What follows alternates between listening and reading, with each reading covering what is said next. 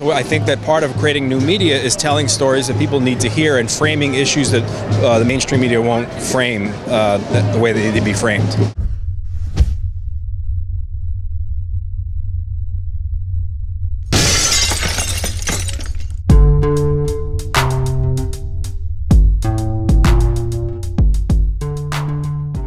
Jeff Durkin with We Are Change Connecticut. We're out here at the 2nd anniversary of Occupy Wall Street at Zuccotti Park, and we're joined by Dennis Trainor Jr., the director of American Autumn and Occudoc. Thanks for coming out today. Yeah, absolutely. Glad to be here with you. So just tell us your general feel of, what you see happening today from your experiences from covering other Occupy events, different things like that. Well, I mean, certainly no one's going to spin this and say that this is a huge protest, one that ranks up there. What I think you saw happen after the eviction of the parks is a lot of people feel empowered to form these smaller autonomous groups. So that's what you're seeing today in New York. Smaller actions and protests around specific agendas or demands that people were asking for, happening all over the city, literally, frustratingly for media people, literally all over the map, So tell us your involvement, what got you involved with independent media or journalism to start covering these topics, and 7 years ago, I was a high school theater teacher in a boarding school, and I left that to start writing for TV, I thought. Then YouTube started, this thing called YouTube started, and I started making videos in my basement under an alias. I was called The Hermit with Davis Fleetwood.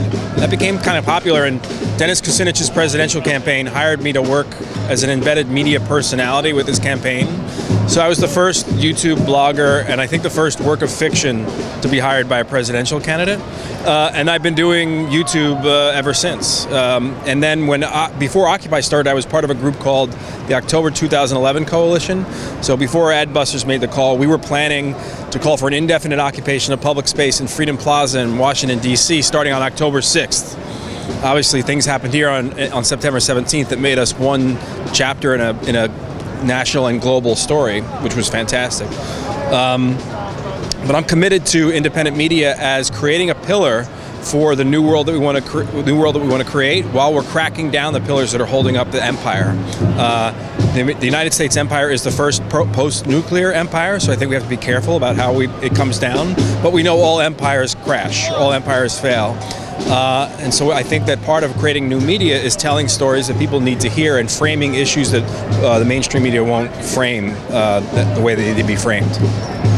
So what got you, you kind of touched on a little bit, to start coming up with all this, covering Occupy, and then turning it into a documentary which just came out, American Autumn. Tell us how long that took, what was the problems with that associated with.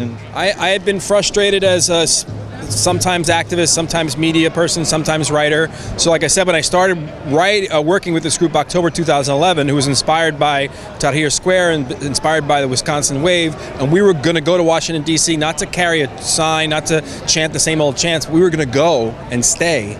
And until we were, I told I have a wife and kids, and I said, I've got to do this. And I figured the only way I can do it is if I raise enough money to do a documentary and pay myself, maybe even pay a crew.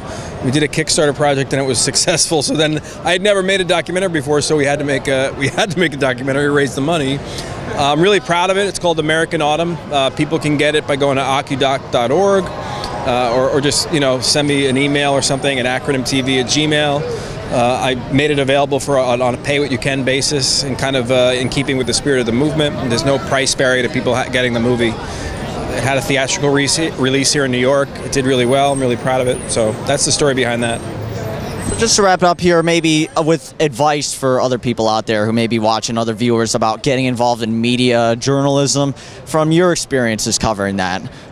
I would say I picked up when I was on vacation this summer a great book that I've only read the introduction to, but the title is fantastic, and it says Ignore Everybody.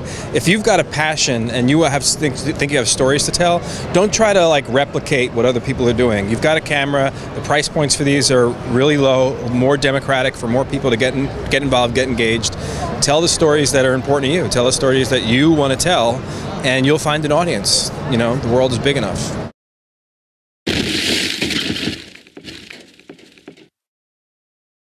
Your journey, taking the pulse of the planet, in particular these social movements that are unfolding around the world, and really seeing that ultimately as a love story, as people coming together out of compassion to try to create a world that works for everyone and all life. This is what it's about. This is, it's not about what the mainstream media is saying. It's about, this is what it's about. And I feel like as an activist and as a photographer, I'm in a really good position to bring the truth and the real photos and the real news to people who are willing to listen to it and willing